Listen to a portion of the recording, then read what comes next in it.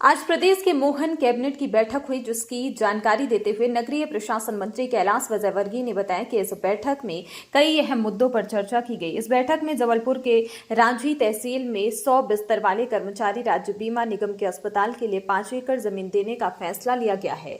साथ ही मुरैना में 600 मेगावाट बिजली उत्पादन भंडारण के लिए सरकार की ओर से गारंटी दिए जाने के प्रस्ताव को मंजूरी दी गई है। इसके अलावा 7 पुलिस कर्मचारियों के पेंशन से जुड़े मामलों में प्रस्ताव के मुताबिक मंजूरी देने का फैसला लिया गया है। नवगठित जिले मऊगंज और पांढुर्णा में बीजेपी दफ्तर के लिए सरकारी जमीन देने के राजस्व विभाग के प्रस्ताव को मंजूरी मिल गई है। इतना ही नहीं, सहकारिता आयुक्त और पंजीयक सहकारी संस्थाएं भोपाल से पीएमयू सेल के गठन को मंजूरी दी गई है। एक बहुत ही इनोवेटिव सोलर एनर्जी के ऊपर मध्य प्रदेश में काम हो रहा है। साधारणतः सोलर एनर्जी जब तक सूर्य की रोशनी मिलती है तब तक बिजली मिलती है, पर यह जो मुरैना के अंदर सोलर एनर्जी प्लांट लग रहा है, जो एनर्जी है वो सूर्य से प्राप्त करेंगे और बैटरी स्टोरेज, जो बची हुई बिजली वो बैटरी के अंदर स्टोर होगी और रात में भी ये बिजली प्रदान करेंगे। ये मध्य प्रदेश का पहला है और जहाँ तक मेरी जानकारी है कि देश का भी शायद ये पहला प्रोजेक्ट होगा जहाँ कोई सोलर प्रोजेक्ट 24 घंटे बिजली उपलब्ध कराए। ये लगभग 600 मेगावाट का है और इसमें लगभग 3000 करोड़ का इन्वेस्टमेंट है। ये प्राइवेट इन्वेस्टर आ रहे हैं और ये मुरैना का एक यूनिक प्रोजेक्ट है। मुरैना में इतना बड़ा इन्वेस्टमेंट पहली बार होगा।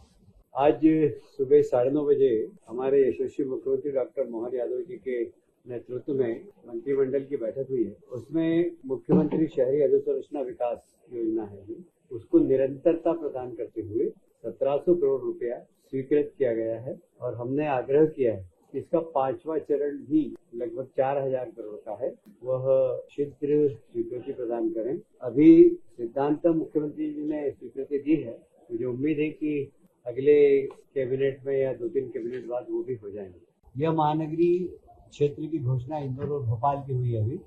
उसके बाद हम समय आने पर जबलपुर, ग्वालियर और रीवा के लिए भी महानगरीय रीजनल प्लानिंग एवं डेवलपमेंट एक्ट लाएंगे। महानगरीय क्षेत्र की घोषणा के साथ साथ महानगरीय योजना समिति बनी। हमने जब इस एक्ट को बनाया तो हमने देश के अंदर जिन राज्यों में एक्ट काम कर रहा है सब राज्यों का एक्ट का अध्ययन किया और हमने देखा कि बहुत ज़्यादा इफेक्टिव नहीं है, क्योंकि वहाँ साधारणतः अध्यक्षता वहाँ के मिनिस्टर करते हैं, लोकल लीडर्स करते हैं। इस बार जो हमारी महानगरीय योजना समिति बनेगी उसकी अध्यक्षता माननीय मुख्यमंत्री जी करेंगे। उपाध्यक्ष के रूप में नगरीय नियोजन मंत्री की तरफ से मैं रहूंगा और ग्रामीण क्षेत्र के लिए प्रहलाद पटेल जी रहेंगे और राजस्व के मंत्री श्री करण सिंह जी उसके उपाध्यक्ष रहेंगे।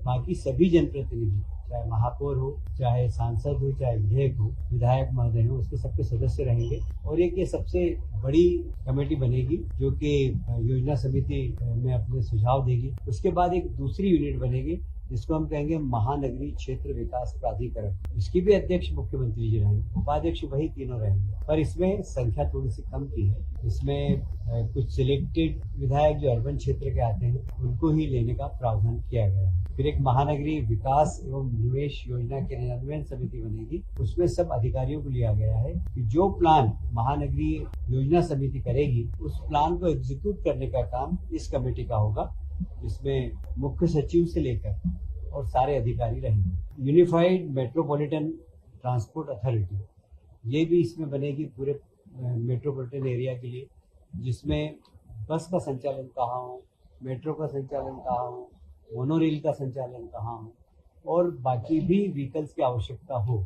तो कहाँ कहाँ इसकी पूरी प्लानिंग बनेगी। इसकी अथॉरिटी भी एक अलग से बनेगी। इस महानगर में लगभग 10 लाख से ज़्यादा संख्या वाले ही क्षेत्र लिए जाएंगे।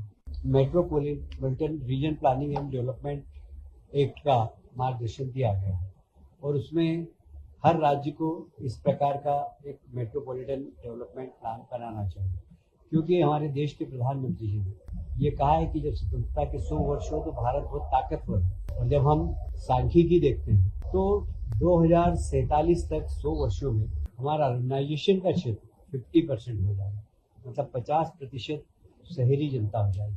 उसकी प्लानिंग हम 25 साल पहले से करेंगे तो हम अभी से प्लानिंग कर रहे हैं, सड़कों की प्लानिंग, पानी की प्लानिंग, ट्रांसपोर्टेशन की प्लानिंग, इन्वेस्टमेंट की प्लानिंग, रोजगार की प्लानिंग, एनवायरमेंट की प्लानिंग, ये सब प्लानिंग का हिस्सा होगा इस metropolitan region planning and development act के माध्यम से। और इसलिए इंदौर, उज्जैन, देवास और धार का Indore metropolitan planning regional planning act में लिया गया है।